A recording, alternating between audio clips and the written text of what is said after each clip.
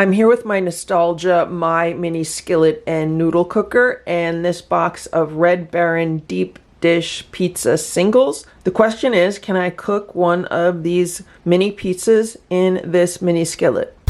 Counter cooking. No kitchen? No problem. So I bought this pizza at the Dollar Tree the other day, and I've never had these before, so I don't know what they look like. I don't know really if they're even gonna fit. So let's open this up. And let's see what we have inside. I was hoping that they would be quite a bit smaller than the box itself. All right, so this is what it looks like, and it's actually larger than I thought it would be. Here's the pizza, and here's the MyMini Skillet. I don't know if it's gonna fit. If it does, it's gonna be really tight. I feel like it's not gonna fit. I feel like it's gonna be just a little bit too big. Yeah, look at that. Look. Look at that. It's just a little bit too big. Like if this was a little bit smaller, it would fit. That's so disappointing. So that means we're moving on to plan B, which is using the Dash Egg Bite Maker. This is my Dash Egg Bite Maker. I just plugged it in. The blue light is on. I'm missing the plastic here. And I don't know if you could tell, but there's like paint that's starting to chip off the top of this appliance. So it's been well loved and well used, and it's definitely showing signs of wear. Okay, the light just went off, so let's open this up and let's put the pizza in. It should fit.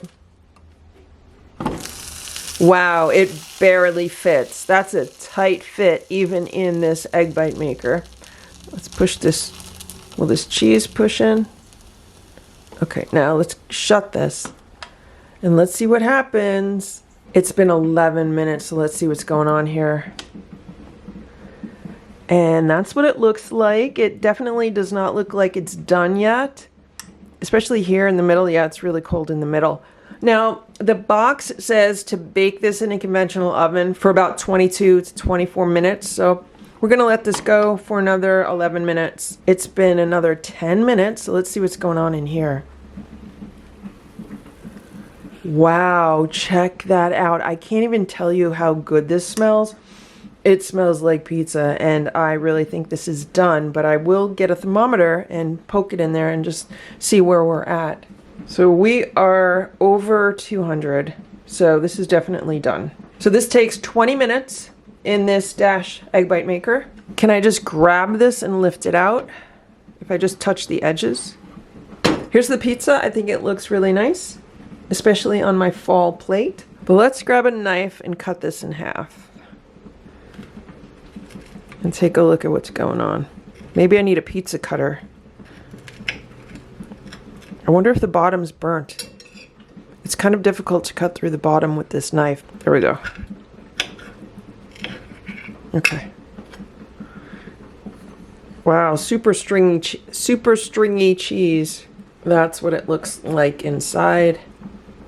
This is what the bottom looks like. It looks nicely cooked. It's not burnt. I would like to cut this into 4 little pieces.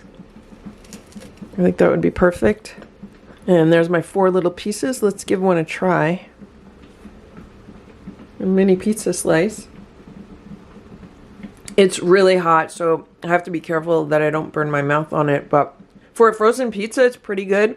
The crust is kind of crispy.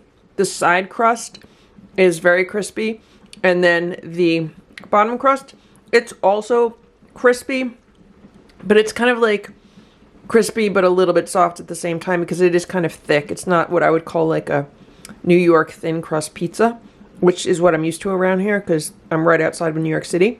But for frozen pizza, I think it's pretty good.